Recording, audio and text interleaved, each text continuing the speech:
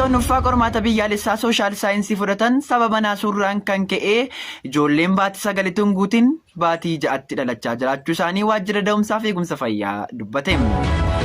Kanumarraa ka'uun shamarran muraasa dubbisneen doormiin gara kutaa da'umsaatti nu jalaa jijjiiramaa jiras jedhani. Kana malees biiroon barnootaa haala kanaan itti fufaninnaan barattoonni naachuraal saayinsii hospitaalatti qoramanii doormiin hospitaalatti akka jijjiiramuuf biiroo eegumsa fayyaa waliin ni mari'annas jedhan. Barattuun qormaata biyyaalessaa kutaa 12ffaa fudhachuuf jettu tokko sababa shaanxaa guddaa gommaa qabu keessatti bassoo fakaayii walumaa galatti kiiloo 52 ol ta'uu qabattee mooraa keessatti waan argamteef manni murtii adabeeti jira. Manni murtii adabbiin ishee kunis sababa bassoo fakaayii humnaan olii boorsaa ishee keessatti argameef akka ta'e eeruun mootummaan nyaata qopheesseera maaltu guyyaa 6 gidduutti nyaata amma kanaa fidanii dhufuu fideree jechuun yakkishii akkasii karaalee qaala'insi jireenyaa ittiin babal'atudha. Hidhaa cimaa daqiiqaa 20 ol akka adabamtu dubbate. Kana malees bassoon kun harkaa fuudhamuun waajjira nyaata ittisa balaa qoonqootti akka galii ta'uu dubbatan. Akkam jirtu kabajamtoota dhaggeeffattoota keenya kan dhufaa jirtan chaanaala keessan irraa qophii ragaa haala qilleensaati. Ajaan kaalsii dhiirotaa olaanaan digirii seelshiyeesiin 98 gadaanaan 68 axxiffuu jabaaf maaskii hidhatanii oolu. Ajaan kaalsii dubartootaa digirii faranaatiin gadaanaan 28 olaanaan 96 axxiffuu jabaa maaskii hidhatanii mana hooluu akka ta'e bulchiinsi magaalaa fi gandi waliin ta'uun beeksise. Qophii ispoortiitti yeroo dabarru La Liga Spain kaleessa magaalaa Finfinnee taphatame Itoophiyaaf Real Madrid waliin taphachuun 2-1 olaantummaa Real Madridiin xumurame.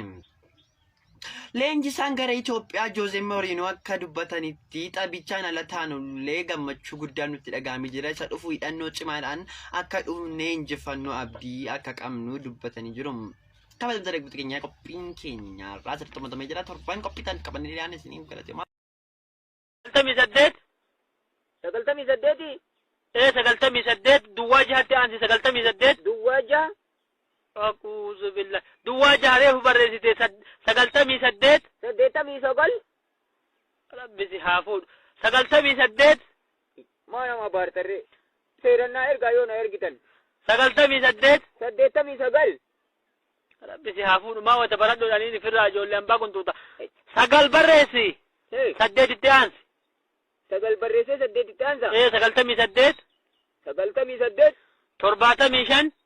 57 shanduuba aansini asaansi eegasi torbettaansi rabbisi haa fuudhu 57 namnu na jala buutte 57 75 rabbisi haa fuudhu namni sifira hin jiru 57 namni akkam 57 namni yoo sifira jiraate itti kennisi haa guutame nama irratti barreessaare 57